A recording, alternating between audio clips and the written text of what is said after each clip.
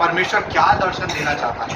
ठीक है, तो आज हम परमेश्वर के एक सुंदर कलाम में, एक सुंदर वचन में जाएंगे और आपका मैं ध्यान केंद्रित करना चाहता हूं। वो क्या विषय है बताइए? एक चित्त, एक मन, एक आत्मा। ठीक है, मेरे साथ निकालिए।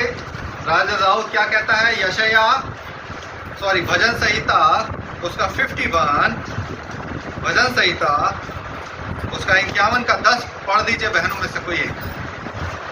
हे परमेश्वर मेरे अंदर शुद्ध मन उत्पन्न कर। ध्यान से सुनिए, हे परमेश्वर मेरे अंदर शुद्ध मन उत्पन्न कर। साथ बोलेंगे, हे परमेश्वर। और आगे, और मेरे अंदर, बोलिए मेरे अंदर स्थिर आत्मा नए सिरे से मुझ में उत्पन्न कर। ठीक है, नए सिरे से। जैसे प्रभु यीशु मसीह ने क्या कहा था? जब मनुष्य जन्म ले लिया, फिलिप उससे पूछता है कि फिर से मनुष्य कैसे जन्म ले सकता है? तो परमेश्वर यीशु मसीह ने कहा कि मनुष्य का नए सिरे से जन्म लेना अवश्य। नए सिरे से जन्म लेना यानी आत्मा से जन्मना, पवित्र आत्मा से जन्म लेना, पवित्र आत्मा का बपतिस्मा पाना और आग का बपतिस्मा पाना। ठीक है, यह है नए सिरे से जन्म। तो मेरे अंदर शुद्ध मन उत्पन्न कर, मेरे अंदर स्थिर आत्मा नए सिरे से दे। ठीक है, और मुझे अपनी उपस्थिति से निकाल ना दे और अपनी पवित्र आत्मा को मुझसे अलग ना कर। ठीक है, पवित्र आत्मा हमारे साथ साथ चलता है, लेकिन जब हम उसके अनुसार नहीं चलते तो पवित्र आत्मा हमसे अलग हो जाता है। ठीक है, तो परमेश्वर के सामने गिड़गिड़ा रहा है दाऊद, मेरे अंदर स्थिर मन उत्पन्न कर। चंचलता का जीवन, दुचित्ता का जीवन, डिस्ट्रैक्शन का जीवन मेरे जीवन से दूर होने पाए। मेरे अंदर स्थिर मन दे। है ना, बच्चे लोग, छोटे छोटे बच्चे रहते हैं तो क्या करते हैं? अपने जगह पे स्थिर नहीं बैठते। जैसे ये बच्चा इधर से उधर हो रहा है। ठीक है, तो वैसे ही हमारा मन होता है। ठीक है, शरीर तो यहाँ बैठा है अपने जीवित अवस्था में, लेकिन मन चंचल है। अभी सब लोगों का मन कहीं ना कहीं दौड़ रहा होगा। ठीक है, कि इसके बाद क्या करना है, जाके खाना बनाना है, लंच तैयार करना है परिवार का, और कल का तैयारी करना है। हर चीज में क्या होता है? शैतान डिस्ट्रैक्शन की आत्मा लाता है, चंचलता, मन में अस्थिरता रहती है। इसलिए राजा दाऊद कहता है कि मेरे अंदर स्थिर मन दे। बोलो स्थिर मन। एक जगह बिल्कुल स्थिर होकर कोई बैठ जाता ना, बिल्कुल हटता नहीं। जब चर्च में कभी कभी भीड़ हो जाती ना, बोले बहन थोड़ी सी जगह दे दे, बिल्कुल अपन क्या हो जाते? खड़े मन के, नहीं मैं दूंगा ही नहीं, मैं बैठाऊंगा ही नहीं अपनी जगह, मैं अब जगह दूं। अपन थोड़ा सा जगह दे सकते, लेकिन क्या होता है? एक कठोरता की आत्मा होती है। किसको क्या कहते हैं? उसको, जिसको हठीलेपन की आत्मा कहते हैं। उसको परमेश्वर राजा दाऊद को तोड़कर अलग कर रहा है और कह रहा है कि मेरे अंदर स्थिर मन नए सिरे से उत्पन्न कर और मुझे अपने पवित्र आत्मा से अलग ना कर। मुझे अपनी आत्मा से अलग ना कर। क्या लिखा है? आत्मा से अलग ना कर और अपने पवित्र आत्मा को मुझसे अलग ना कर। हाँ, और अपनी उपस्थिति से मुझे निकाल ना दे।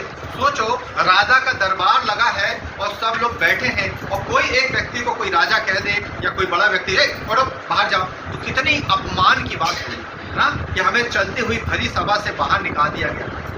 वैसे परमेश्वर का आत्मा राजा दाऊद को उभार रहा है कि मुझे अपनी उपस्थिति से निकाल ना दे, मुझे अपनी उपस्थिति में लेके चल और मुझे सिद्ध कर सके।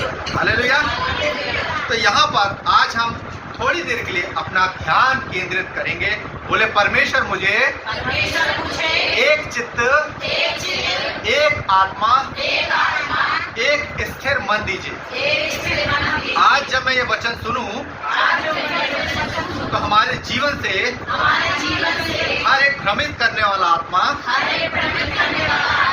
डिस्ट्रैक्ट करने वाला आत्मा, कुचित्तेपन का आत्मा हमारे जीवन से दूर होने पाए। हम जब भी अपनी प्रार्थना में बैठे, अपने पर्सनल प्रेयर में बैठे, तो हम आपको 100% एक चित्त होकर संपूर्ण हृदय से आपको महिमा देने वाले बन सकें। जब मैं प्रार्थना करने बैठूं तो संसार की चिंताएं, संसार के काम मेरे जीवन को भ्रमित न करने पाए। मैं जब आपकी उपस्थिति में बैठूं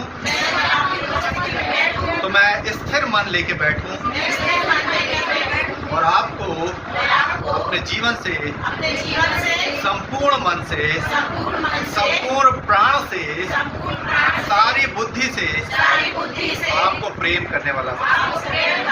हालेलुया।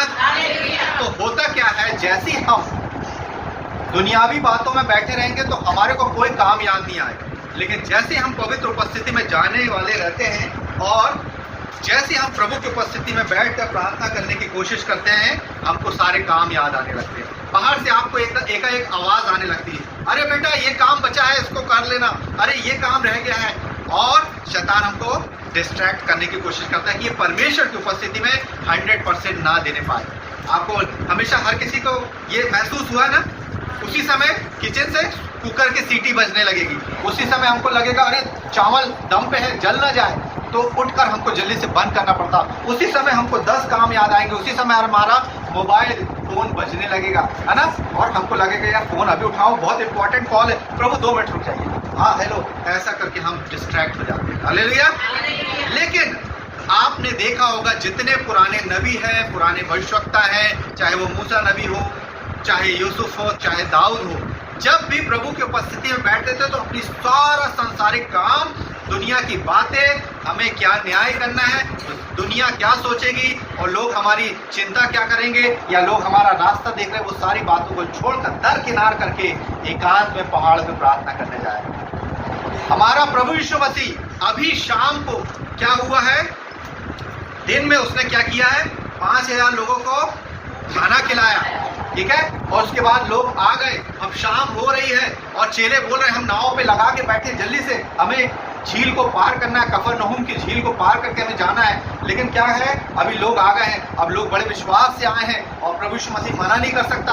अभी उनको खाने से, भोजन से तृप्त किया, आत्मिक भोजन से तृप्त किया, अब हम उस पर हाथ भी रख रहा है। लिखा है कि गांव के जितने भी लोग थे, दूर दूर के लोग उसके पास घाट पर लेकर लोगों को उठाकर बीमारों को लेकर आते थे, वो एक एक पर हाथ रखता था और सबको हाथ रखकर चंगा करता था। ऐसा करते करते क्या हो गई, शाम हो गई, रात के 7 बज गए, 7:30, 8 बज गए, लोगों का जमघट खत्म नहीं हो रहा, उसको कहाँ जाना है, झील के उस पार जाना है। लेकिन उसने बोला, चेलों को विवश किया कि तुम जाओ, नाव पे चढ़ो, मैं तुम्हारे पीछे पीछे आ रहा हूँ। सोचिए, प्रभु यीशु मसीह के पास लाखों लोगों की भीड़ होती थी, उसके बाद भी परमेश्वर के लिए वो समय निकाल पाता था, रात में एकांत में प्रार्थना पहाड़ की किया करता था। बोलिए, आज से मैं दुनिया की सारी चिंता को छोड़कर, सारे घर के कामों को छोड़कर, जब भी मैं प्रार्थना के लिए बैठूंगी, एकांत में जब मैं प्रार्थना पहाड़ की करूंगी, तो परमेश्वर मुझे स्थिर आत्मा दीजिए। उस समय मेरे को और कोई काम याद ना आए और कोई भी प्रकार की चीज, बातें मुझे आपकी उपस्थिति से अलग ना करने पाए।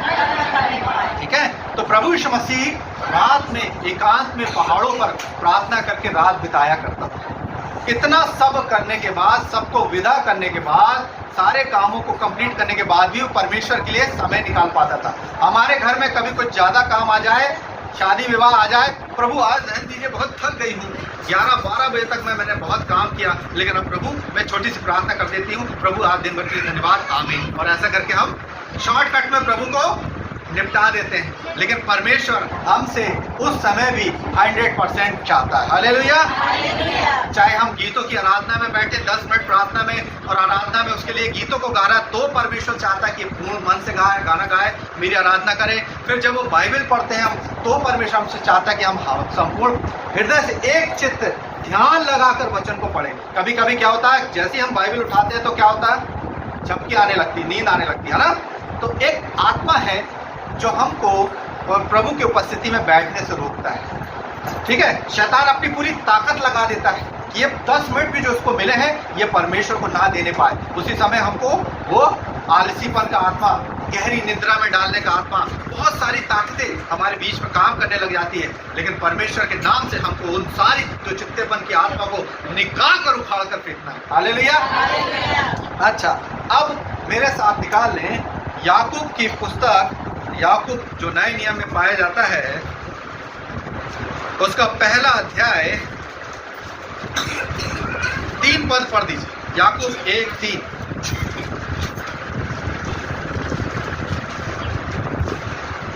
यह जानकर कि तुम्हारे विश्वास के परखे जाने से धीरज उत्पन्न होता है। देखिए, बोलिए, मेरे विश्वास के परखे जाने से मेरे जीवन में धीरज उत्पन्न होता है। ठीक है, जैसे जैसे हम प्रभु की उपस्थिति में बैठते हैं हम क्या हो जाते हैं? धैर्यवान हो जाते हैं। हालेलुया। अभी हमारे अंदर कौन सा स्पिरिट काम कर रहा था? किसी बात में भी जरा सा कोई कुछ बोल दे तो इरिटेशन हो जाता था, झुंझलाने वाली आत्मा, है ना, किसी पे भी गुस्सा करके। लेकिन जैसे ही वो कह रहा है कि जैसे हम परमेश्वर की उपस्थिति में बैठते हैं, उसके उपस्थिति में बैठे जाने से हमारे मन में धीरज उत्पन्न होता है। अब हम पेशेंस वाले हो जाते हैं। चाहे कोई कुछ भी बोल दे, किसी ने कुछ गलत टोन भी कर दी, तो हमारे अंदर धीरज काम करने लगता है। धीरज हमको संभाल लेता, नहीं नहीं नहीं, यहाँ पे गलत नहीं बोलना, यहाँ पे ऊंची आवाज में बात नहीं करना, यहाँ पे हमको शांति से इस बात को निपटाना। तो तुम्हारे विश्वास के परखे जाने से धीरज उत्पन्न होता है। और आगे क्या लिखा है? पर धीरज को अपना पूरा काम करने, बोले, आज से मैं धीरज को अपने जीवन में पूरा काम करने दूंगी। मैं अपनी इच्छा से नहीं चलूंगी, लेकिन परमेश्वर का आत्मा धीरज के साथ जो मुझे बताएगा, जो मुझे समझाएगा, उसके अनुसार अपने जीवन का अनुसरण करूंगी। ठीक है। अच्छा, अब इसी को पढ़ लीजिए, इसी के 2 पेज और पलटाइए। पहला पत्रस, इसी विश्वास के बारे में पत्रस भी बोल रहा है। पहला अध्याय 7 पद, पहला पत्रस पहला अध्याय 7 पद। और यह इसीलिए है कि तुम्हारा परखा हुआ विश्वास, जो आग से ताए हुए नाशवान सोने से भी कहीं अधिक बहुमूल्य है, यीशु मसीह के प्रकट होने पर प्रशंसा और महिमा और आदर का कारण ठहरे। ठीक है, किस लिए है? हम प्रभु की उपस्थिति में इसलिए बैठते हैं, ये इसलिए है, बोलिए इसलिए है कि हमारा परखा हुआ विश्वास नाशवान तपाए हुए सोने से भी अधिक बहुमूल्य हो जाए, ताकि हम मसीह में उसकी सिद्ध इच्छा को पूरी करते चले जाए। ठीक है, बोलिए, एक होता सामान्य विश्वास और एक होता परखा हुआ विश्वास। आप जब बाजार जाते हैं तो हर चीज को तोल मटोल के देखते हैं कि नहीं? सोना खरीदने जाते हैं तो उसको घिस के देखते हैं नहीं कि ये 24 कैरेट खरा सोना है कि नहीं? ठीक है, कोई भी चीज खरीदने जाते हैं, मोबाइल, टीवी, फ्रिज, तो उसको 10 दुकानों में पता करते हैं कि नहीं कि किस जगह कम दाम पे, किस जगह पे सही चीज मिल रही है ना? तो जब हम सांसारिक चीजों के लिए इतना ध्यान रखते हैं कि कोई गलत चीज हमारे पास ना आ जाए, उसके लिए हम दुकान भटकते हैं, शॉप और सबसे बेस्ट चीज लाते हैं। तो परमेश्वर भी हमसे सबसे बेस्ट हृदय मांगता है। हालेलुया। तो जब हमको जीवन में ठोकरें लगती है, जब कोई व्यक्ति हमको धोखा देता है, विश्वास में हमारे साथ छल करता है, तो ये विश्वास से हमको क्या लगती है? सीख मिलती है। ठीक है, कई लोगों ने, कई जीवन में आपने अनुभव किया होगा कि किसी व्यक्ति पर आपने विश्वास किया लेकिन उसने धोखा दे दिया। समय पर, जब उसको समय पे आना था, वो व्यक्ति ने धोखा दे दिया। अब हमको क्या हो गया? उस व्यक्ति से सीख लगी, उस इंसिडेंट से, उस घटना से हमको सबक लग गया कि अब हमको संभल के चलना है। ठीक है, तो विश्वास एक सामान्य विश्वास होता है कि मैंने उस इंसान पर विश्वास किया, उसने मेरे विश्वास पे खरा उतरा, ठीक है, मैं ये विश्वास योग्य है। प्रभु यीशु मसीह पे हमने विश्वास किया, प्रभु यीशु मसीह हमारा उद्धारकर्ता बन गया, ये हो गया सामान्य विश्वास। लेकिन एक होता है परखा हुआ विश्वास। बोलिए, परखा हुआ विश्वास। और ये परखा हुआ विश्वास कैसे आएगा? हमारे जीवन के अनुभव से, ठोकर खाने से, धोखा खाने से, कभी किसी ने गलत कर दिया, किसी ने चीट कर दिया, उस चीज से जो हमको सीख मिलती है वो हमारा परखा हुआ विश्वास है। हालेलुया। तो परमेश्वर दोनों दासों से बता रहा है, याकूब भी कह रहा है कि तुम्हारे विश्वास के परखे जाने से धीरज उत्पन्न होता है, और यहाँ पतरस कहता है कि तुम्हारा परखा हुआ विश्वास नाशवान तपाए हुए सोने से भी कहीं बहुमूल्य है ना। सोने को कितनी बार तपाया जाता है? अगर उसको शुद्ध करना हो तो लिखा है कि 6 से 7 बार भट्टी में डालकर उसको गर्म करके उसकी अशुद्धियों को निकालकर एक खरा सोना निकालते हैं। तो बोलिए, परमेश्वर हमें भट्टी में डाल रहा है, विश्वास की भट्टी में, ताकि हम खरे सोने के समान, निखरा हुआ सोने के समान उसके सामने खड़े होने की योग्य पाए। हालेलुया। जब हम प्रभु के सामने खड़े होंगे ना, उससे पहले परमेश्वर हमको परख रहा है, हमको जीवन के तराजू में तौल रहा है, कसौटियों से निकाल रहा है, ताकि हम बिल्कुल परफेक्ट उसके सामने, दुल्हन के सामने खड़े होने पाए। हालेलुया। लेकिन यहाँ पर एक बात आ जाती है, यहाँ पर शैतान भी अपना काम कर रहा है, बार बार आपको डिस्ट्रैक्ट करेगा, बार बार आपको भ्रमित कर देगा, कंफ्यूज कर देगा।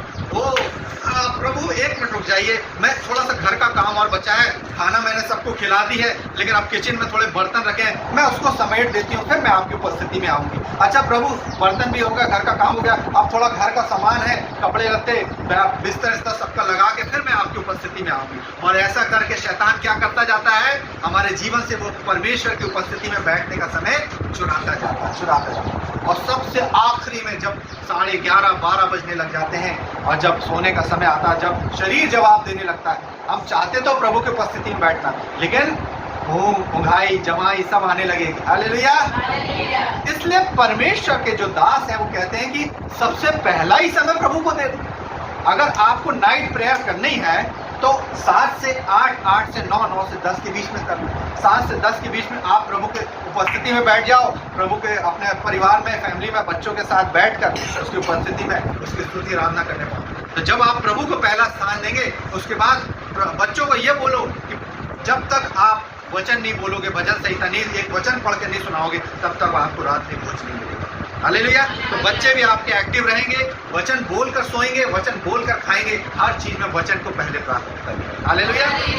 अच्छा, अब ये दुचित्तापन क्या है? इसके लिए राजा दाऊद क्या कहता है?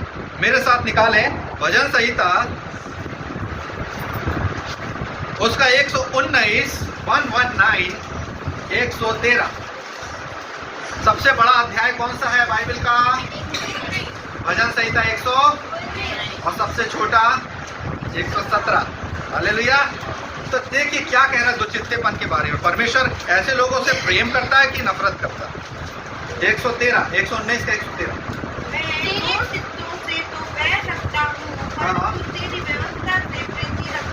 ठीक है, यहाँ पर राजा दाऊद कहता है कि मैं दो चित्ते मन वालों से बैर रखता हूँ। परमेश्वर कह रहा है, ठीक है। परमेश्वर नहीं चाहता कि आपका जीवन आधा इधर हो और आधा इधर। हालेलुया। दो नाव पे सवार हो और नाव अपन सोचे कि दोनों नाव साथ साथ चले, होगी, पानी के थपेड़ों से नाव दूर दूर होने लगेगी और हमारा पाँव फैलने लगेगा। हालेलुया। तो हम इसको बैलेंस कर सकते हैं, या तो इस नाव में आ सकते हैं या परमेश्वर की नाव में आ सकते हैं। बोलिए, आपको शैतान की नाव में आना है कि परमेश्वर की नाव में आना है? हालेलुया। एकाएक क्या हुआ कि भीड़ बढ़ने लगी। अब नदी के किनारे प्रभु यीशु मसीह लेक्चर दे रहे हैं और एकाएक भीड़ दबाने लगी, पानी पे गिरने लगा प्रभु यीशु मसीह। तो यीशु मसीह ने तुरंत क्या किया? पतरस को बोला, जल्दी से अपनी नाव लेकर आ, हम नाव में बैठ के प्रचार करें। और नाव को वो थोड़ा सा किनारे पे दूर ले जाकर वहां पे बैठा, फिर उसने उपदेश देना शुरू किया। हालेलुया। तो प्रभु यीशु मसीह ने अपने पहाड़ी उपदेश में दो चित्त वाले लोगों के लिए, जो डबल माइंड काम करता है, इंग्लिश में कहते हैं डुअल माइंड। कंप्यूटर कितने लोग चलाते हैं? आजकल बच्चों को कंप्यूटर सिखाया जाता है, उसमें आता है डुअल कोर। ठीक है, यानी दो काम। कंप्यूटर एक समय में 10 काम भी कर सकता है। पर परमेश्वर ने मनुष्यों को भी ऐसा बनाया कि मनुष्य भी 10 प्रकार की चीजें एक साथ निपटा सकता है। लेकिन क्या होगा? कहीं ना कहीं कोई ना कोई गलती आ जाएगी, कहीं ना कहीं मिस्टेक्स हो जाती है। ठीक है। स्त्रियों के लिए क्या कहा है? देखिए, आपने खांचे वाला डब्बा देखा है मिठाई का, जिसमें खांचे लगे रहते हैं और बीच बीच में एक एक पीस रखा रहता है। मनुष्य के लिए कहा गया है कि मनुष्य का जो दिमाग है वो खांचा खांचा करके एक समय पे एक काम, अगर वो पेपर पढ़ेगा तो एक समय में पेपर भी पढ़ेगा, एक ही समय में वो घर की सफाई करेगा, एक ही समय में वो ऑफिस की तैयारी करेगा। लेकिन किसी व्यक्ति विशेष ने कहा कि जो स्त्रियों का दिमाग है वो नूडल्स के समान है। बोले नूडल्स, मैगी, एक दूसरे से कैसे रहते हैं, घिरे हुए रहते हैं कि नहीं। एक धागे को निकाल के देखो, निकलेगा? नहीं निकलता। जब धागा उलझ जाता है तो एक धागे को निकाल कर सुलझाना कितनी मुश्किल होता है। वैसी स्त्रियां क्या होती है, उनका दिमाग मैगी नूडल्स के समान होता है। वो क्या होता है, एक ही बार में 10 चीजें, बच्चे को तैयार भी करना है, बच्चे टिफिन भी तैयार करना, सुबह ये भी करना, हाँ प्रभु धन्यवाद धन्यवाद, वो भी करना। यानी कितना उलझी हुई रहती है एक स्त्री, है ना, क्योंकि उसके ऊपर जिम्मेदारी रहती है। तो परमेश्वर हमसे कह रहा है कि जब तुम एक काम करो, जब प्रभु की उपस्थिति में बैठो तो तुम्हारे पास संसार की बातें, संसार की अभिलाषाएं, उसकी चिंताएं दूर करके आना, मेरे उपस्थिति में। 40 दिन हो गए हैं मूसा को, लेकिन मूसा जब तक लेकर नहीं गया तब तक उतरा नहीं, और नीचे खलबली मच गई। पूरी इजरायली लोग परेशान हो रहे हैं कि मूसा कहीं ऊपर मर तो नहीं गया। 40 दिन निराहार भूखे पेट रहना, बिना प्यास के, बिना पानी के रहना। लेकिन वो जब तक प्रभु की पूरी आवाज नहीं सुना, उसने पूरी आज्ञाएं पटियाओं पे ले नहीं लिया, 40 दिन के बाद वो नीचे उतरा। लोगों की हिम्मत, लोगों का धैर्य टूट गया था कि अब तो गया मूसा, और उन्होंने क्या करना शुरू कर दिया, बछड़ा बनाना शुरू कर दिया। एक चित्त, परमेश्वर एक चित्त मांगता है, एक मन आत्मा मांगता है। ठीक है, फिर से याकूब में आएंगे तो यहाँ पे दाऊद ने क्या कहा, मैं 2 चित्तों से बैर रखता हूँ, लेकिन तेरी व्यवस्था से मैं प्रीति रखता हूँ। अब मेरे साथ निकालें, नहीं पहले मत्ती पे आएंगे। मत्ती उसका 6 अध्याय 24 पद। यीशु मसीह ने 2 चित्तेपन के जीवन के लिए क्या कहा? कोई मनुष्य हाँ। 2 स्वामियों की सेवा नहीं कर सकता। ध्यान से अंडरलाइन कर लीजिए। यीशु मसीह ने कहा कोई भी मनुष्य 2 स्वामियों की सेवा नहीं कर सकता। आगे, क्योंकि वह एक से बैर और दूसरे से प्रेम रखेगा। दोनों को आप संभालने की कोशिश करोगे, सास को भी और पत्नी को भी, यानी मम्मी को भी और पत्नी को भी, तो या तो मम्मी की तरफ हो जाओगे या पत्नी की तरफ हो जाओगे। हालेलुया। तो 2 स्वामियों की सेवा नहीं कर सकते। वो एक से तो प्रेम रखेगा, एक से बहुत ज्यादा प्रेम रखेगा, लेकिन दूसरे से उतना प्रेम नहीं रख पाएगा, बैर रखेगा या गलती हो जाएगी। आगे, या एक से मिला रहेगा और Yes. दूसरे को तुच्छ जानेगा। एक से तो मिला रहेगा लेकिन दूसरे को थोड़ा हल्का जानेगा, तुच्छ जानेगा। आगे, तुम परमेश्वर और धन दोनों की सेवा नहीं कर सकते। बोलिए, हम परमेश्वर और धन, सांसारिक धन की, दोनों की सेवा नहीं कर सकते। या तो हम परमेश्वर के हो जाएं या इस संसार के हो जाएं। हम 2 नाव पे सवार नहीं हो सकते। आगे क्या लिखा है, पैराग्राफ खत्म। ठीक है, यहाँ पे प्रभु यीशु मसीह ने साफ साफ बता दिया कि भैया आप 2 स्वामियों की सेवा नहीं कर सकते। या तो धन इकट्ठा कर लो पृथ्वी पे, और धन जो हम इकट्ठा करेंगे उसके साथ क्या हो जाता है, कीड़ा लग जाती है, काई लग जाता है, कोई दूसरा चुरा के ले जा लेता है। हमारा पैसा, जो मेहनत का पैसा है, चोर डॉक्टर वकील खा जाते हैं। लेकिन जो धन परमेश्वर देता है उसमें पूरा आनंद देता है। हालेलुया। अब संसार का जितना सोना जवाहरात, जितना धन जोड़ लें, वो कहीं ना कहीं चला जाता है। लोग कहते हैं कि जिंदगी भर कमाया लेकिन रिटायरमेंट के बाद खा नहीं सका और डेथ हो गई, और फिर उनके बच्चे उसको उस धन का व्यय करते हैं। लेकिन जो हम धन संसार में नहीं, जो धन हम स्वर्ग में बटोरेंगे, आत्माओं को बचाने का धन, आत्माओं को बचाने का जो मोती है, वो हमारे स्वर्ग में एक कटोरे में रखे जा रहे हैं। जितने लोगों को आप सुसमाचार सुनाएंगे, वचन सुनाएंगे, वो मोती के समान वो धन हमारा कहाँ इकट्ठा हो रहा है, स्वर्ग के बैंक में। बोले, स्वर्ग के बैंक में मेरे आत्मिक आशीषें प्रभु इकट्ठा करते जा रहा है। यदि मैं अपने मन से, अगर पूरे मन के साथ रोती भी हूँ, और अगर रोता भी हूँ, और अगर घुटनों के साथ, आंसू के साथ बहा के जब हमारे आंसू बहते ना, तो एक एक आंसू का भी हिसाब हमारे परमेश्वर के स्वर्गदूत आकर उसको कटोरे में रख के ले जाते हैं कि ये बहन ने बहुत रोई अपनी इस प्रार्थना के लिए, इस विषय के लिए। हमारे एक एक आंसुओं को भी परमेश्वर कुप्पी में रख रहा है। हालेलुया। इतना सामर्थ्य परमेश्वर, इतना प्यार करने वाला परमेश्वर। हालेलुया। अब आएंगे फिर से याकूब में। याकूब इस 2 चित्तेपन के विषय में क्या कहता है, 1 के 4 से पढ़िए। याकूब 1:4।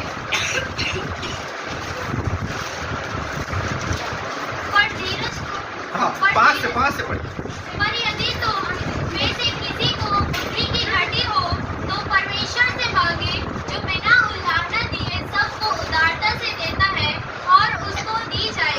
यदि किसी को बुद्धि की घटी है तो परमेश्वर से मांगे।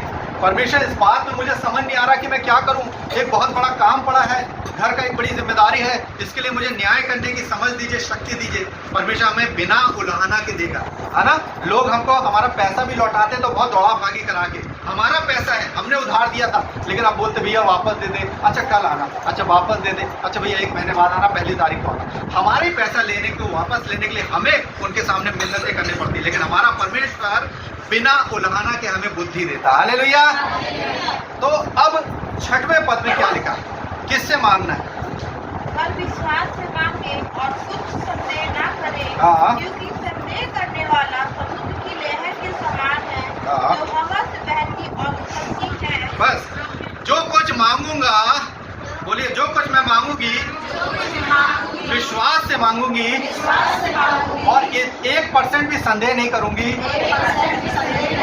क्योंकि संदेह करने वाला समुद्र की लहरों के समान है, जो हवा में बहती और उछाली जाती है ना। हमारा विश्वास प्रतिदिन हवा में उछलता है कि नहीं?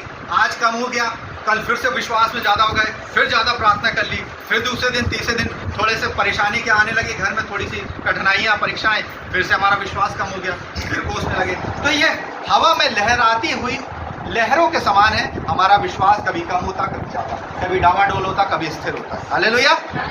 लेकिन ऐसा मनुष्य क्या ना समझे, पढ़िए 7 पद। ऐसा मनुष्य यहाँ न समझे कि मुझे प्रभु से कुछ मिलेगा, और 8 पद। वह व्यक्ति दो चित्ता है और अपनी सारी बातों में चंचल है। देखिए, हम सोचते हैं कि हमने प्रभु के सामने दुआ भी कर ली, घुटने भी टेक लिए, प्रार्थना भी कर ली, अब प्रभु हमें देगा। ऐसा मनुष्य, क्योंकि हमने क्या किया, जब प्रार्थना में बैठे थे तो संसार की अभिलाषाएं खींच रही थी, फोन, मोबाइल पे डिस्ट्रैक्शन, घर के काम, वो सारी चीजों में हमने क्या नहीं किया, परमेश्वर को 100% नहीं दे पाए। एक चित्त होकर हमारा दिमाग दूसरी तरफ लगा रहा, ठीक है। इसलिए ऐसा मनुष्य ये ना समझे कि मुझे प्रभु से कुछ मिलेगा, कुछ नहीं मिलेगा। प्रभु की आशीष तो मिलेगी, वो आपके परिवार में पीढ़ी दर पीढ़ी तो बनी है, क्योंकि आपने मसीह को ग्रहण किया। लेकिन ऐसा मनुष्य ये ना समझे कि आत्मिक दान वरदानों में कुछ पावर, कुछ सामर्थ मुझे मिल जाएंगे, वो जिंदगी भर प्रार्थना करता रह जाएगा, क्योंकि दुचित्तेपन की आत्मा है। हमको एक चित्त होकर स्थिर आत्मा के साथ प्रभु की उपस्थिति में बैठना है। 8वें पद में कहता है, वह व्यक्ति दो चित्ता है, दो चित्त वाला, दो तरफ दिमाग लगाने वाला, और अपनी सारी बातों में अस्थिर है, चंचल है। हालेलुया।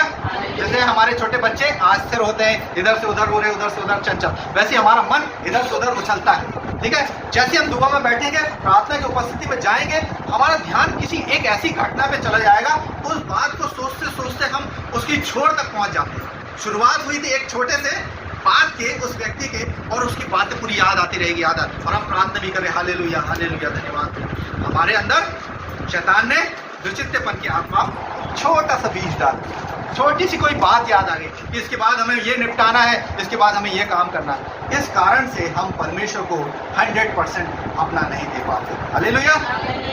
अच्छा, अब एक घटना हुई थी, कौन बताएगा उस घटना के बारे में, जहां पर यीशु मसीह के एक चेले ने दुचित्तापन किया था, दोहरा विश्वास। प्रभु यीशु मसीह ने अभी चमत्कार किया। प्रभु यीशु मसीह ने 5000 लोगों को खाना खिलाया। प्रभु यीशु मसीह ने सबको विदा किया, सबको चंगाई दी। लेकिन कुछ घंटे के बाद, तीसरे पहर में, उन चेलों का विश्वास डावाडोल हो गया, और कफरनहूम की झील में उनकी नाव हिचकोले मार रही है, डोल रही है, और आंधी तूफान बहुत बढ़ता जा रहा है। अब रात हो गई, ठीक है। ये सोने वाला दृष्टांत नहीं है कि प्रभु यीशु मसीह नाव में सो रहा था, ये उसके बाद का दृष्टांत है, जब प्रभु यीशु मसीह ने 5000 लोगों को रात में खाना खिलाया, विदा किया, और चेलों को क्या किया, लिखा है चेलों को विवश किया, फोर्सफुली भेजा कि तुम नाव पे चढ़ो, झील के उस पार जाओ, मैं तुम्हारे पीछे पीछे आ रहा हूँ। अपना समय भी बिताया, 3 घंटे प्रभु को दिया भी, और रात के तीसरे पहर 12, 1, 2, 3, तीसरे पहर परमेश्वर के द्वारा प्रभु यीशु मसीह ने उस टाइम को कवर किया। अब आप सोचिए, आपकी ट्रेन से पहले वाली ट्रेन जो छूट गई है, अगर वो 3 घंटे आगे चल रही है, तो आपकी ट्रेन कितनी पीछे चलेगी? 3 घंटा पीछे चलेगी। अब चाहे वो कितना भी कवर करने की कोशिश करे, सुपर फास्ट हो तो बात अलग है, लेकिन उसको मैनेज करने की कोशिश करेगी, लेकिन वो गाड़ी आगे ही रहेगी। हालेलुया। क्योंकि नाव को निकले हुए कितने घंटे हो गए? 3 घंटे। और प्रभु यीशु मसीह पहाड़ पर प्रार्थना करके समय बिता रहा है। जब आप प्रभु की उपस्थिति में बैठेंगे, जब आप परमेश्वर को समय देंगे, आपके रुके हुए काम भी परमेश्वर समय पे पूरा कर देगा। यीशु मसीह ने उस टाइम को कवर किया जहां वो नाव अभी डोल रही है, स्कूले खा रही है, 3 घंटे पहले निकली। प्रभु यीशु मसीह रात में आराम से चले आ रहे हैं और नाव पर चलते हुए उनके पास आ गए। प्रभु यीशु मसीह ने अपना टाइम भी मैनेज किया, प्रार्थना के लिए समय भी दिया और उनको कवर भी कर दिया नाव। हालेलुया। कहाँ पे लिखा ये दृष्टांत बताइए? यूहन्ना उसका 6वां अध्याय, नहीं पहले मत्ती 14 निकालिए, मत्ती 14 उसका 27। यहां पर एक चेले का विश्वास देखिए, पढ़िए 14:27। तब यीशु ने तुरंत उनकी बातें की और कहा, ढाढ़स बांधो। पहले 22 पढ़ दीजिए।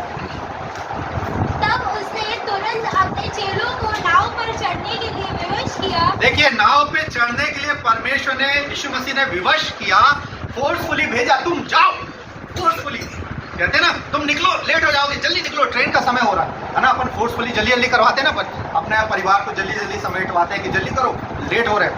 इसलिए उन्होंने समेटा, 12 टोकरे भी उठाए और तुरंत नाव पे चढ़े, विवश किया, लोगों को विदा किया। लेकिन वो कहाँ चला गया था? 23 पद में, अब वह लोगों को विदा करके प्रार्थना करने को अलग पहाड़ पर चला गया। बोलिए, प्रार्थना करने के लिए मुझे अलग निकलना पड़ेगा, संसार की भीड़ से अलग होना पड़ेगा, परमेश्वर की उपस्थिति में ऊंचाई पर जाना पड़ेगा। ठीक है, पहाड़ पर अकेला चला गया। सांझ को वो अकेला था। उस समय नाव झील के बीच लहरों से डगमगा रही थी, हवा सामने थी। अब यीशु मसीह रात के कौन से पहर पे आया? ठीक है, 4था पहर, यानी लगभग लेट नाइट, 3:30 से 4 बजे के बीच सुबह होने लगती। ठीक है, उस समय 14 पहर पर आया और उसने टाइम भी कवर किया। चेले क्या हो गए? 26 पद पर, चेले उसको झील पर चलते हुए देखकर घबरा गए और क्या कहने लगे? अपने मुंह से क्या बोलने लगे? यह भूत है। अरे बाप रे! अभी कुछ घंटे पहले प्रभु यीशु मसीह ने बड़े बड़े चिन्ह चमत्कार किए, झोले के मारों को, लंगड़ों को, सबको चंगा किया। लेकिन ये पानी पर कौन चल कर आ रहा है? सफेद सा लग रहा, श्वेत वस्त्र पहने हुए, और कहने लगे कि ये भूत है, और डर के मारे चिल्लाने लगे। अब आपकी एकदम से बाजू से, यानी दीवार पे कोई छिपकली बाजू से निकलती है, या कोई जानवर या कोई छोटा सा चूहा भी निकल जाता है, कितनी जल्दी से चिल्लाते हैं, है ना। आजकल तो लोग कॉकरोच से डर जाते हैं। तो उन लोग चेले एक तो हिल रहे हैं नाव में और ऊपर से चिल्ला रहे हैं, ये भूत है, भागो, ऐसा करके चिल्लाने लगे होंगे। और यीशु मसीह ने कहा, ढांढस बांधो, मैं हूं, डरो मत। 3 शब्द बोलिए, ढांढस बांधो, डरो मत, मैं हूं। जब आप जिंदगी के दौड़ भाग में, परेशानियों में, कठिनाइयों में घिर जाएं, तब प्रभु यीशु मसीह ये 3 बोलता है, 3 शब्द, ढांढस बांध, डर मत, मैं हूं तेरे साथ। हालेलुया। तो परमेश्वर यहाँ को सिखाना चाह रहा है कि यीशु मसीह इतने बिजी शेड्यूल, लाखों लोगों को निपटाने के बाद ही वो प्रार्थना के लिए समय निकाल पाता था। हालेलुया। और हमको 12 के बाद क्या आने लगती है? नींद आने लगती है। सोचिए, एक अंधकार में बैठने वाला व्यक्ति, एक जादू टोना करने वाला व्यक्ति, अपने नींद का त्याग करके, तंत्र मंत्र करके एक दूसरे पर जादू टोना कर सकता है, काला जादू कर सकता है, वो अपनी नींद का त्याग कर सकता है। और हमारे मसीह लोग रात को बहुत सुकून चाहते हैं कि हमें प्रभु के साथ नहीं बैठना, प्रभु 10, 10:30, 11 तक बैठ पाऊंगी, उसके बाद और सुबह 5 बजे का अलार्म लगाते हैं, सुबह होते होते 6-7 बज जाता है। हालेलुया। तो परमेश्वर शैतान ने क्या किया? रात का समय भी चुराया और सुबह की मॉर्निंग प्रेयर का भी समय चुराया। अब हमारे सामने क्या दे दिया? भागो, टाइम दौड़ रहा है कि इसके बाद हमें ये करना, ये करना, ये करना, और बच्चों को तैयार करना है, स्कूल भेजाना है, और सारी चीज़ को करने के बाद 9-10 बजे फिर थक जाते हैं सुबह। तो हमारा सुबह का समय भी गया, बेस्ट टाइम चला गया, मॉर्निंग प्रेयर का टाइम चला गया, शैतान ने चुरा लिया और अब हम थके हारे। अब ठीक है, 10 बज रहा है, नहा लेते हैं, नहा के फिर प्रभु आपकी उपस्थिति में बैठे, और दिन में फिर खाने का समय, खाने की चिंता हो जाती है कि अब दिन का खाना बनाना। ऐसे करके मैं बिल्कुल प्रत्यक्ष बोल रहा हूँ, कभी कोई ऐसा व्यक्ति है जो इसके अलावा कुछ ऐसा हो कि जिसके पास कोई काम नहीं, जो बिल्कुल फ्री है, आप फ्री भी होंगे ना 24 घंटे, तो भी शैतान आपका फ्री टाइम को भी चुरा लेगा, है ना। हम समय को सोचेंगे भी ना कि ये प्रभु आज दिन भर फ्री हूँ, फ्राइडे फास्टिंग है, मैं जाके प्रभु के भवन में बैठूंगी और पूरा समय दूंगी, उसमें भी शैतान चुराने की कोशिश। हालेलुया। तो यहाँ पे चेले घबरा गए। पतरस ने क्या वहां कहा, 28 पद, 14-28। पतरस ने उसको उत्तर दिया, हे प्रभु, यदि तू ही है तो मुझे अपने पास पानी पर चलकर आने की आज्ञा दे। यदि तू ही है, ये क्या बात हो गई? जब प्रभु यीशु मसीह ने कंफर्म कर लिया, यस इट इज मी, मैं हूं, डरो मत, डांडस बांधो, तब भी कह रहा, हाँ प्रभु यदि तू ही है तो क्या मैं तेरे पास आने को तू मुझे आज्ञा दे। उसमें भी कंफ्यूजन, दो चित्तापन, डुअल माइंड की आत्मा। हालेलुया। और अगर उस दिन यीशु मसीह ने मना कर दिया होता तो वो बात रह जाती। यीशु मसीह ने क्या कहा था, यदि तुम मुझ पर विश्वास करोगे तो मुझसे भी बढ़कर काम करोगे। जो काम मैं करता हूँ, मैं अंधे को आंखें देता हूँ, मैं कोढ़ियों को शुद्ध करता हूँ, यही काम तुम भी करोगे। अगर उस दिन पतरस को मना कर देता, नहीं नहीं नहीं, नाव में बैठ, मैं आ रहा हूँ, उसने बिना किसी आर्गुमेंट के यीशु मसीह ने कहा कम आ, है ना, लिखा ना, आ, लिखा ना 29 पद में। अगर उस दिन पतरस यीशु मसीह के लिए पानी पे नहीं उतरता तो कोई इस बात को नहीं मानता कि वो तो परमेश्वर का पुत्र है भाई, उसके हाथों में सारी चीजें, भौतिक चीजें हैं, फिजिक्स उसके वश में है, साइंस उसके वश में है, वो तो परमेश्वर का पुत्र है, वो तो पानी पे चल सकता है। लेकिन उसने ये बात साबित करके दिखाई कि जो काम मैं कर सकता हूँ तुम भी कर सकते हो। हालेलुया। और पतरस को बोला आ, और पतरस जब तक नाव से बाहर उतारा पांव और जब तक यीशु मसीह को देख रहा था तब तक पानी पर चलने लगा। हालेलुया। देखिए एक बात ध्यान दीजिए, शमून को पतरस नाम किसने दिया था? यीशु मसीह ने। ठीक है, कहा था हे योना के पुत्र शमून, आज से मैं तुझे मछलियों को पकड़वाने नहीं, मनुष्यों को पकड़वाने वाला बनाऊंगा, इसलिए आज से तू पतरस कहलाएगा। पतरस का मतलब बड़ा पत्थर, पीटर, और उस पर मैं अपनी कलीसिया बनाऊंगा और उसमें अधोलोक के फाटक प्रबल नहीं होंगे। ठीक है, हे पतरस, हर जगह नाम लेकर पुकारा, लेकिन यहाँ पर इस घटना में पतरस को नाम लेकर नहीं पुकारा। क्या पुकारा बताइए? 31। यीशु ने तुरंत हाथ बढ़ाकर उसे थाम लिया और उससे कहा, हे अल्पविश्वासी, हे अल्पविश्वासी, ओ लिटिल फेथ रखने वाले, छोटा सा विश्वास रखने वाले अल्पविश्वासी, तूने क्यों संदेह किया? Why do you have a doubt? तूने अपने मन में डाउट क्यों लाया, संदेह क्यों लाया? अभी तूने मेरे को चिन्ह चमत्कार करते देखा, मैंने तुझसे बातें की, अनंत जीवन की बातें की, सारी बातें बताई कि जो मैं करता हूँ वो तुम भी कर सकोगे। जब तक पतरस पानी में चलता रहा, यीशु मसीह को देखता रहा, लेकिन दुनिया की जैसी परेशानियां, बीमारियां, घटनाएं, सारी चिंताएं बड़ी बड़ी लहरों के सामने हमारे सामने आती रहती है, शैतान क्या डालता है? डिस्ट्रैक्शन। अब इसके ऊपर ये डालता हूँ, इसके ऊपर ये डालता हूँ, और हमको डिस्ट्रैक्ट करता रहता है। जब तक हम प्रभु की उपस्थिति में बने रहेंगे, हमारा ध्यान जब प्रभु की ओर लगा रहेगा, तो ये बड़ी बड़ी परेशानियां, बड़ी बड़ी चिंताएं हमको छोटी लगेगी। लेकिन जैसे हम चिंताओं की ओर ध्यान देने लगेंगे, इन लहरों की ओर ध्यान लगेंगे, लहरें बढ़ती चली आएंगी, विशालकाय होती चली आएगी, और ये मुसीबतें बड़ी दिखने लगेगी, है ना। वो गाना कितना अच्छा है, ये मत कहो खुदा से मेरी मुश्किलें, पर उन मुश्किलों से कह दो कि मेरा खुदा। हालेलुया। तो हमें उन मुश्किलों के सामने हमारे प्रभु को बड़ा करना है। ठीक है, इसलिए जैसे ही उसका ध्यान लहरों पे गया, बताइए यहाँ पे ग्वारी घाट में जितने लोग रेत निकालते हैं, जितने लोग मच्छी पकड़ते हैं, सबको तैरना आता है। और वो पीटर क्या था? पेशे से मछुआरा था। एक मछुआरा व्यक्ति जिसका पूरा दिन भर काम समुद्र के नीचे गोता लगा के जाल फैलाना, मछली का, एक तैरने वाला व्यक्ति कैसे डूबने लगा? हे प्रभु मुझे बचाओ, मैं डूब रहा हूँ। वो तैर सकता था। हालेलुया। तो जो हमें आता भी है ना, वो हम भूल जाते हैं अगर हम शैतान की ओर ध्यान देते। वो तैरना जानता था, लेकिन वो डूबने लगा और बोला हे प्रभु मुझे बचा। प्रभु यीशु मसीह ने तुरंत हाथ बढ़ाकर उसे थाम कर अपने साथ किया। अभी तक वो चल के आ रहा था, अभी नाव और यीशु मसीह के बीच में क्या थी? दूरी थी।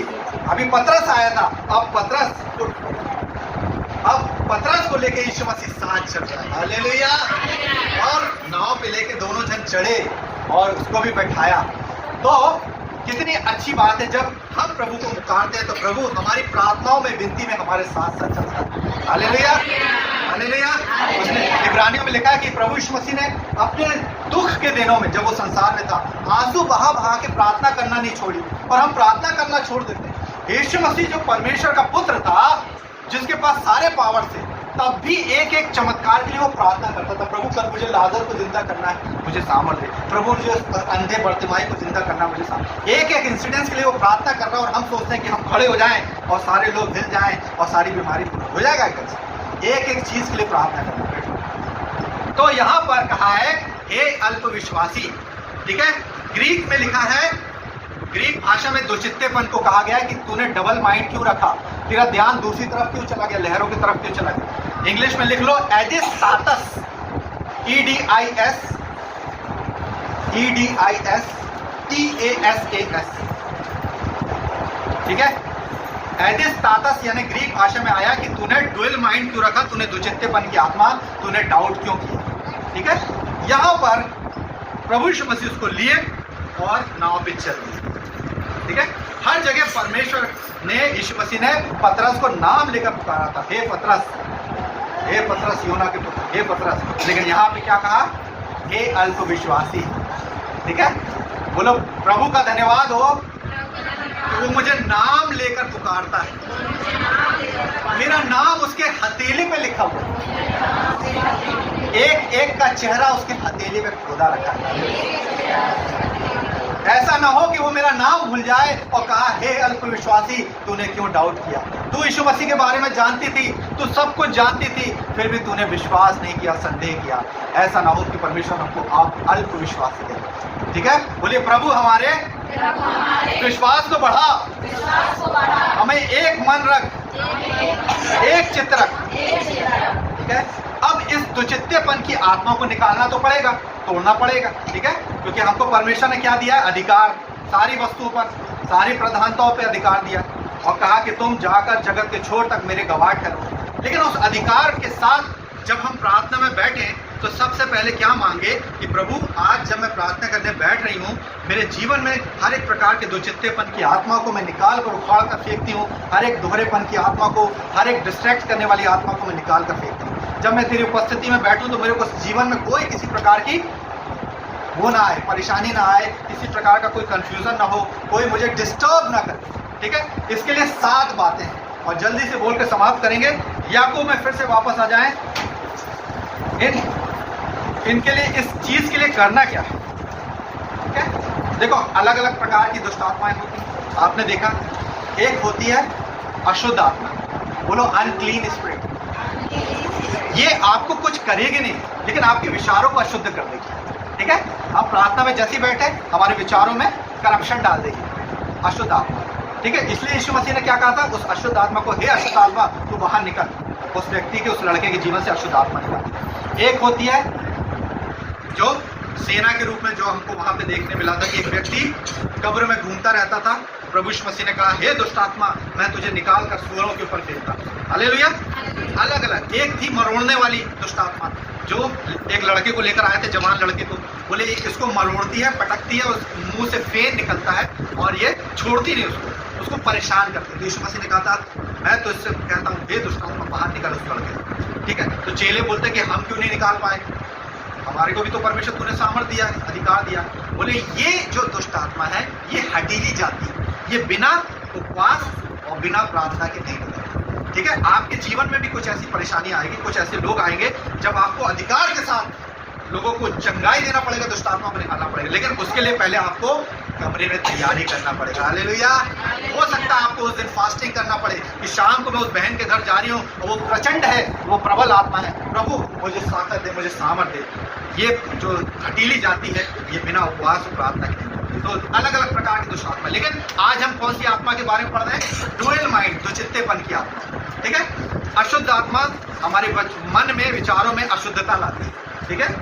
अब देखिए याकूब उसका 4था अध्याय 7 पद पढ़िए। इसलिए परमेश्वर के अधीन हो जाओ, हाँ। दास का काम न करो, हाँ। तो तुम्हारे पाप में भाग नहीं। यस। परमेश्वर ने निकट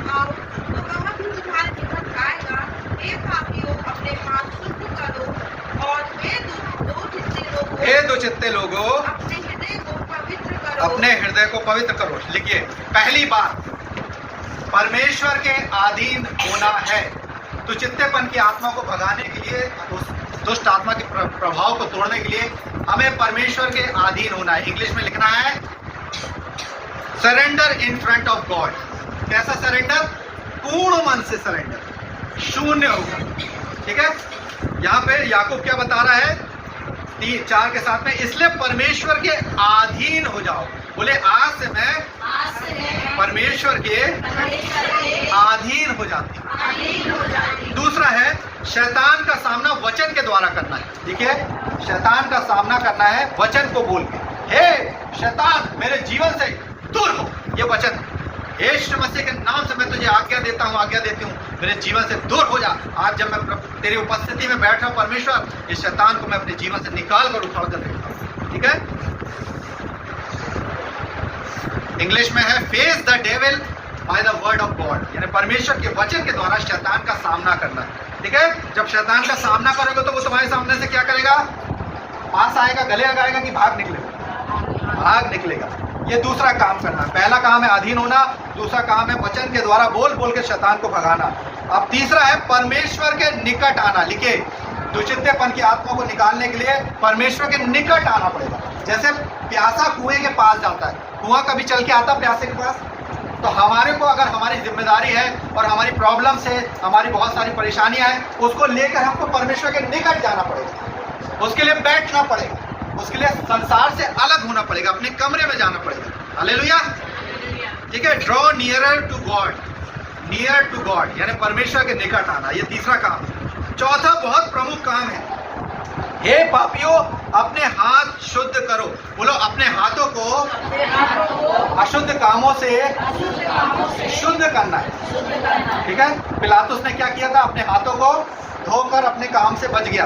बोलिए भैया, अब ये इसका सर, इसके खून का जो दोषारोपण है वो तुम्हारे सरों पर आए। ठीक है, अब क्या होते हैं? बहुत सारे काम होते हैं जो हम हाथों से करते हैं। हाथों से खाना भी खाएंगे, फिर हाथों से अशुद्ध काम भी करेंगे। परमेश्वर को ये पसंद नहीं। ठीक है, उसी से हम अगर किसी के गले से कुछ निकाल रहे हैं, चोरी हमारा स्वभाव है, या कुछ गड़बड़ कर रहे हैं, या किसी का अनैतिक कर रहे हैं, तो ये काम सारे अशुद्ध काम, उसमें शरीर का व्यभिचार भी आता है। ठीक है, उसमें डीप में जाने की जरूरत नहीं। हम जो अपने हाथों से अपने शरीर के साथ गलत काम करते हैं, उन हाथों के कामों को शुद्ध करना। ठीक है, हाथ आपके शुद्ध रहेंगे, परमेश्वर आपको हाथ बढ़ाकर थाम देगा। छुएगा तभी ना, अगर वो देखेगा यार पतरस का हाथ तो इसमें कीचड़ लगा, मैं नहीं पकड़ता, लेकिन अगर हमारे हाथ शुद्ध होंगे परमेश्वर हमें तुरंत निकाल देगा। हालेलुया। तो हमें अपने हाथों को शुद्ध करना है गलत कामों से। उसके बाद हृदय पे आ रहा, पहले हाथ पे आया फिर हृदय पे आया। हे दुचित्ते लोगों अपने हृदय को अशुद्ध करो, अपवित्र करो। ऐसा लिखा है क्या? पवित्र करो। ठीक है, पहले आंख फिर हाथ, जुबान से भगाना है शैतान को और अपने हृदय को साफ करना।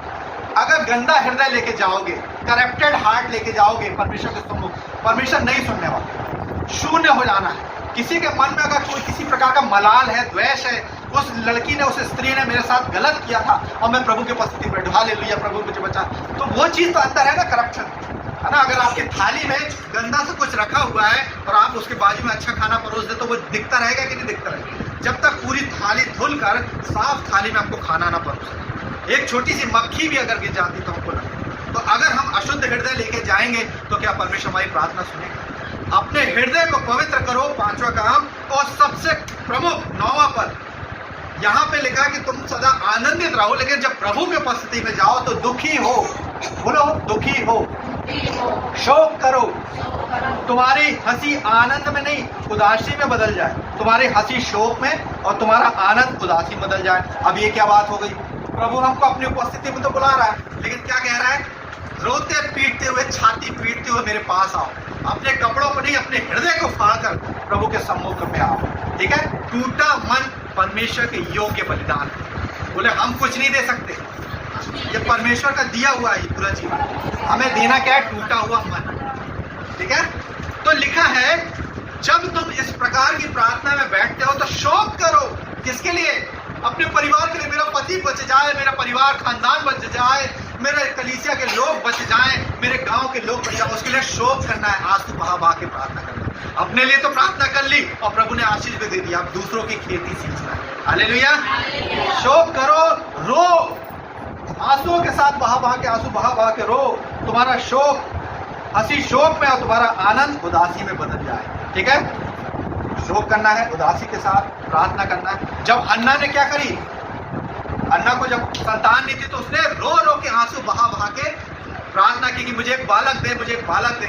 और उसकी आंखों के आंसू को देखा। हिजकिय्याह जिसको कहा था कि तू निश्चय मर जाएगा, जब उस एक बड़ा राजा आंसू बहा बहा के बिलक बिलक कर रोया, प्रभु ने उसकी आंखों के आंसू को देखा, पश्चाताप को देखा और अपना डिसीजन चेंज कर दिया। हालेलुया।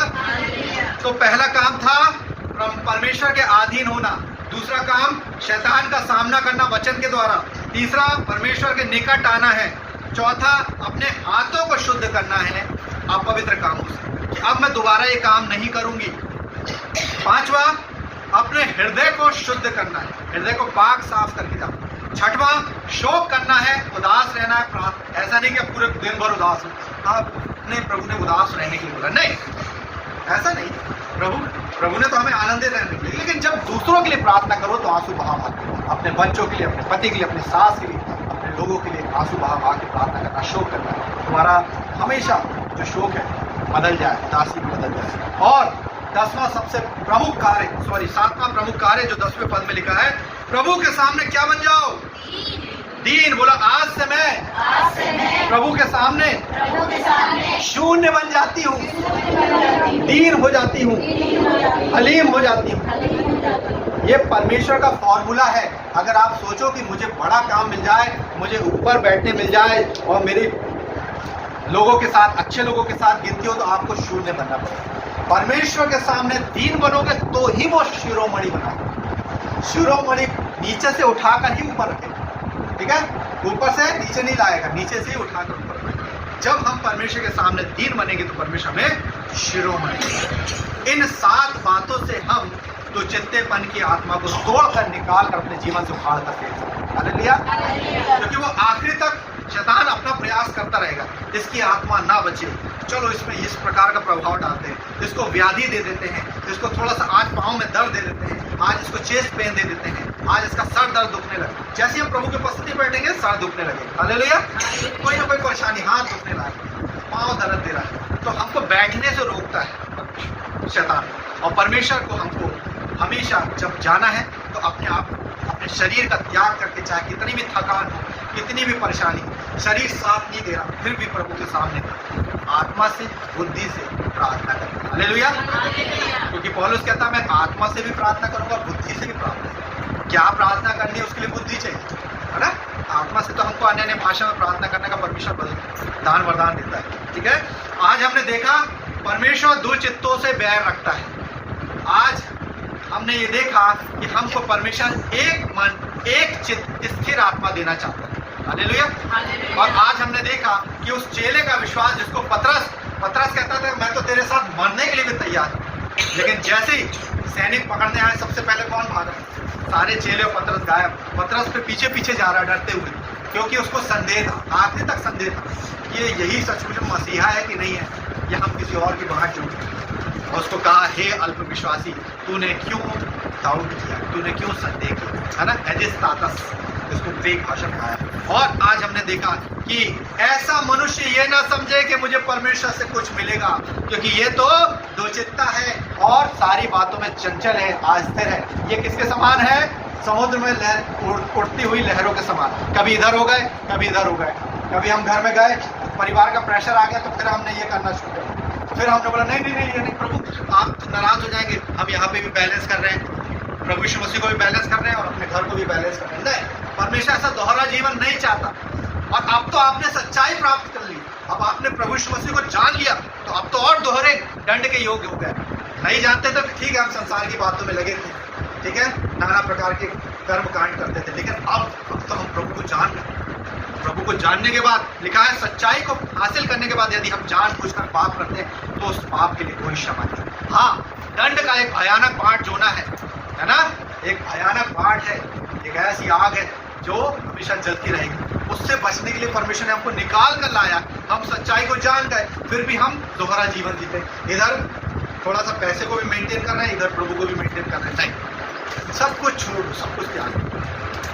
अपनी पारिवारिक जिम्मेदारी को निभाओ, एक माँ के रूप में, एक बहन के रूप में, एक पत्नी के रूप में हर जिम्मेदारी को निभाना है। लेकिन अपना सबसे बेस्ट टाइम, अपना जीवन का सबसे बहुमूल्य टाइम किसको देना है? परमेश्वर को। तब परमेश्वर की आशीष, तब परमेश्वर की शांति जो सारी समझ से परे है, हमारे हृदय और विचारों को सुरक्षित रखे। बोले मेरे हृदय और विचारों को प्रभु यीशु मसीह प्रतिदिन सुरक्षित रखें। शैतान उसे भरमाने ना पाए, डिस्ट्रैक्ट न करने पाए। हालेलुया। एक पद कह के समाप्त करते हैं, फिलिपियों 1:27। अब हमें करना क्या है?